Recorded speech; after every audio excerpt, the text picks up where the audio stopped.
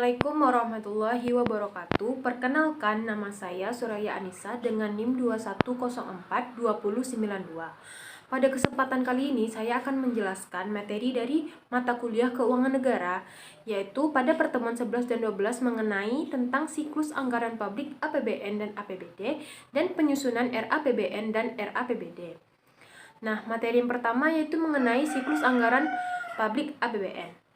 Dapat kita ketahui terlebih dahulu, APBN adalah rencana keuangan tahunan pemerintah negara yang disetujui oleh DPR. APBN ini merupakan rencana kerja pemerintahan negara dalam rangka meningkatkan hasil pembangunan secara berkesinambungan serta melaksanakan desentralisasi fiskal. Nah, siklus APBN dapat kita ketahui terlebih dahulu, siklus adalah suatu tahapan yang berisikan rangkaian kegiatan dan selalu berulang untuk jangka waktu tertentu.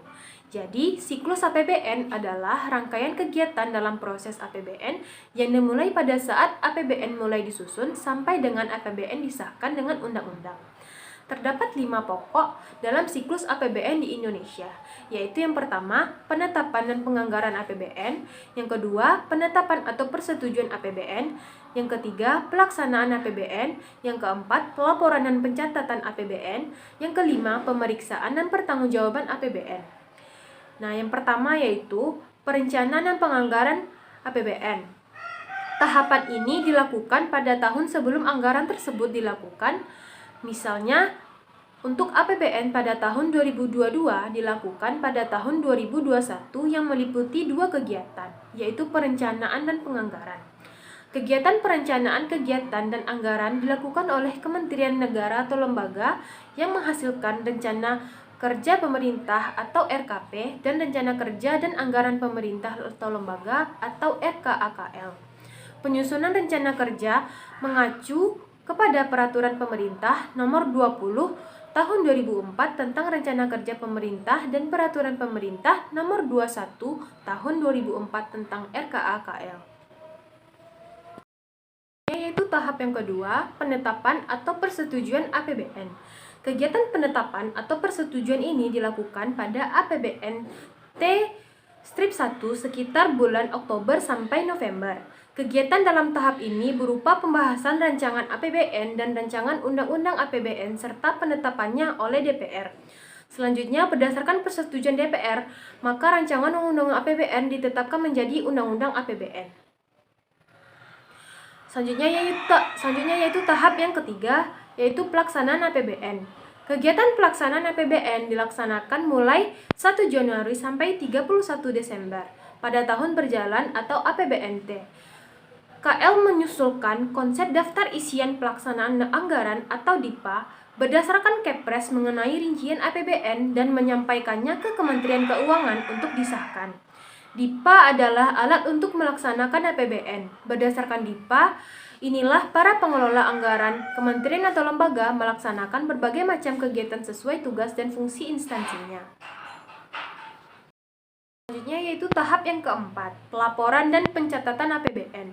Tahap pelaporan dan pencatatan APBN dilaksanakan bersamaan dengan tahap pelaksanaan APBN, yaitu 1 Januari sampai 31 Desember. Laporan keuangan pemerintah dihasilkan melalui proses akuntansi dan disajikan sesuai dengan standar akuntansi keuangan pemerintah yang terdiri dari laporan realisasi anggaran, neraca, laporan arus kas, dan catatan atas laporan keuangan. Dan yang kelima, yaitu tahap terakhir, pemeriksaan dan pertanggungjawaban APBN, yang dimana tahap ini dilaksanakan setelah tahap pelaksanaan berakhir, sekitar bulan Januari sampai Juli. Untuk pemeriksaan ini dilakukan oleh BPK. Untuk pertanggungjawaban pengelolaan dan pelaksanaan APBN secara keseluruhan selama 1 tahun anggaran, Presiden menyampaikan rancangan undang-undang tentang pertanggungjawaban pelaksanaan APBN kepada DPR berupa laporan keuangan yang telah diperiksa oleh BPK. Selambat-lambatnya 6 bulan setelah tahun anggaran berakhir. Nah, selanjutnya yaitu siklus anggaran publik dari APBD. Dapat kita ketahui terlebih dahulu, APBD merupakan rencana keuangan tahunan pemerintahan daerah yang dibahas dan disetujui bersama oleh pemerintah daerah dan DPRD. dan ditetapkan dengan peraturan daerah. Penyelenggaraan urusan pemerintahan yang menjadi kewenangan daerah didanai dari dan atas beban APBD. Siklus APBD. APBD disusun sesuai dengan kebutuhan dan penyelenggaraan pemerintah daerah serta berpedoman kepada RKPD demi mewujudkan pelayanan yang optimal bagi masyarakat. Pada pelaksanaannya, APBD juga mengalami siklus yang berulang setiap tahun anggarannya. Terdapat 3 tahap siklus dari APBD. Yang pertama yaitu penyusunan KUA dan PPAS. Yang kedua, penyusunan Raperda APBD. Dan yang ketiga yaitu penetapan Perda APBD. Selanjutnya yaitu mengenai penyusunan APBN. Prinsip penyusunan APBN ini terdapat 2 aspek. Yang pertama yaitu prinsip penyusunan APBN berdasarkan aspek pendapatan. Yang pertama yaitu intensifikasi penerimaan anggaran dalam hal jumlah dan kecepatan penyetoran. Yang kedua, mengintensifkan pengeluaran dan pemungutan piutang negara.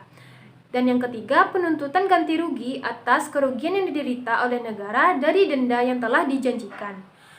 Yang kedua yaitu prinsip penyusunan APBN berdasarkan aspek pengeluaran negara. Yang pertama yaitu hemat, tidak mewah, efisien, dan sesuai dengan kebutuhan teknis yang disyaratkan. Yang kedua, terarah, terkendali, sesuai dengan rencana, program, atau kegiatan. Dan yang ketiga, semaksimal mungkin menggunakan hasil produksi dalam negeri dengan memperhatikan kemampuan atau potensi nasional. Penyusunan APBN ini juga memiliki 4 azas, yang dimana yang pertama yaitu kemandirian, artinya sumber penerimaan dalam negeri semakin ditingkatkan. Yang kedua, penghematan atau peningkatan efisiensi dan produktivitas. Yang ketiga, penajaman prioritas pembangunan. Dan yang keempat, menitik beratkan pada azas-azas dan undang-undang negara. Penyusunan APBN juga terdapat 3 teknik dalam penyusunannya. Yang pertama yaitu dari atas ke bawah atau top down, yang dimana pemerintah menetapkan jumlah tertinggi anggaran atau plafon anggaran. Yang kedua, dari bawah ke atas atau bottom up. Tiap-tiap satuan unit yang paling kecil dari departemen diminta mengajukan sumbangan angka anggaran. Dan yang ketiga yaitu campuran atau mixing. Campuran adalah dari cara ke-1 dan kedua, yaitu selain Menteri Keuangan atau Bappenas telah memiliki angka perkiraan plafon anggaran, tetapi masih meminta sumbangan angka anggaran dari tiap-tiap departemen atau lembaga beserta jajaran di bawahnya. Nah, selanjutnya yaitu proses penyusunan RAPBN. Dalam rangka penyusunan RAPBN, Menteri atau pimpinan lembaga selaku pengguna anggaran atau pengguna barang menyusun rencana kerja dan anggaran kementerian negara atau lembaga tahun berikutnya berdasarkan prestasi kerja yang akan dicapainya. Rencana kerja dan anggaran tersebut disertai perkiraan belanja untuk tahun berikutnya setelah tahun anggaran yang sedang disusun. Kemudian disampaikan kepada DPR untuk dibahas dalam pembicaraan pendahuluan RAPBN. Dan hasil pembahasan tersebut disampaikan kepada Menteri Keuangan sebagai bahan penyusunan RUU tentang APBN tahun berikutnya. Sedangkan ketentuan lebih lanjut mengenai penyusunan rencana kerja dan anggaran kementerian negara atau lembaga diatur oleh pemerintah pusat. Nah, selanjutnya pemerintah pusat mengajukan rancangan UU APBN disertai nota keuangan dan dokumen-dokumen pendukungnya kepada DPR bulan Agustus tahun sebelumnya. DPR dapat mengajukan usul yang mengakibatkan perubahan jumlah penerimaan dan pengeluaran dalam RUU APBN. Pengambilan keputusan oleh DPR selambat-lambatnya 2 bulan sebelum tahun anggaran yang bersangkutan dilaksanakan. APBN yang disetujui DPR terinci sampai dengan unit organisasi, fungsi, program, kegiatan, dan jenis belanja. Apabila DPR tidak menyetujui RUU APBN, pemerintah pusat dapat melakukan pengeluaran setinggi-tingginya sebesar angka APBN tahun anggaran sebelumnya. Materi selanjutnya yaitu mengenai penyusunan RAPBD. Dalam penyusunan RAPBD terdapat 5 prinsip dalam penyusunannya. Yang pertama yaitu partisipasi masyarakat, transparansi dan akuntabilitas, disiplin anggaran, keadilan anggaran, dan efisiensi dan efektivitas. Proses perencanaan dan penyusunan RAPBD mengacu kepada Peraturan Pemerintah Nomor 58 Tahun 2005 tentang pengelolaan keuangan daerah, yang dimana terdapat 6 tahap, yaitu yang pertama, penyusunan rencana kerja pemerintah daerah. Yang kedua, penyusunan rencana kebijakan umum anggaran. Yang ketiga, penetapan prioritas dan plafon anggaran sementara.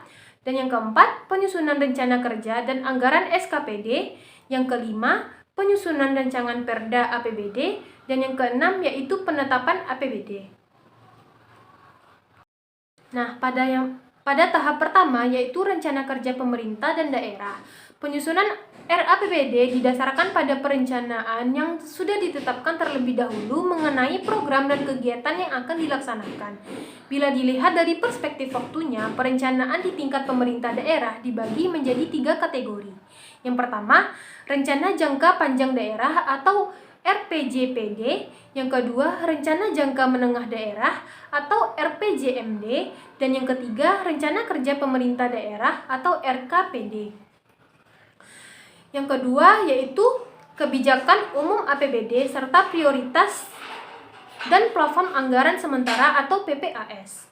Substansi rancangan kebijakan umum APBD atau KUA meliputi program dan kegiatan menurut urusan pemerintahan, organisasi, sasaran, dan target kinerja, serta pagu anggaran indikatif dari masing-masing urusan pemerintahan, program, dan kegiatan beserta perkembangan asumsi ekonomi makro dan perubahan pokok kebijakan fiskal yang ditetapkan pemerintah. Berdasarkan KUA yang telah disepakati, Kepala Daerah menyampaikan rancangan PPAS kepada DPRD untuk dibahas oleh tim anggaran pemerintah daerah bersama panitia anggaran DPRD. Substansi rancangan PPAS dimaksud meliputi urutan prioritas program dan kegiatan serta sasaran dan target kinerja masing-masing program dan kegiatan yang didasarkan pada KUA. Tahap selanjutnya yaitu penyusunan rencana kerja dan anggaran SKPD atau RKA SKPD. Menurut pasal 89 ayat 3 Permendagri nomor 13 tahun 2006, setelah ada nota kesepakatan tersebut, tim anggaran menyiapkan surat edaran kepala daerah tentang pedoman penyusunan RKA SKPD yang harus diterbitkan paling lambat awal bulan Agustus tahun anggaran berjalan. Pengaturan pada aspek perencanaan diarahkan agar seluruh proses penyusunan APBD semaksimal mungkin dapat menunjukkan latar belakang pengambilan keputusan dalam penetapan arah kebijakan umum, skala prioritas, dan penetapan alokasi, serta distribusi sumber daya dengan melibatkan partisipasi masyarakat. Tahap selanjutnya yaitu penyusunan Raperda APBD.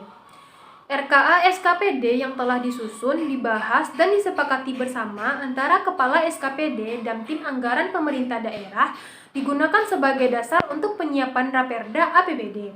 Raperda ini disusun oleh pejabat pengelola keuangan daerah yang untuk selanjutnya disampaikan kepada kepala daerah. Raperda tersebut harus disosialisasikan kepada masyarakat yang bersifat memberikan informasi tentang hak dan kewajiban pemerintah daerah serta masyarakat dalam pelaksanaan APBD dan tahun anggaran yang direncanakan. Sosialisasi tentang Raperda APBD ini dilaksanakan oleh Sekretaris Daerah selaku Koordinator Pengelolaan Keuangan Daerah. Tahap terakhir yaitu penetapan APBD.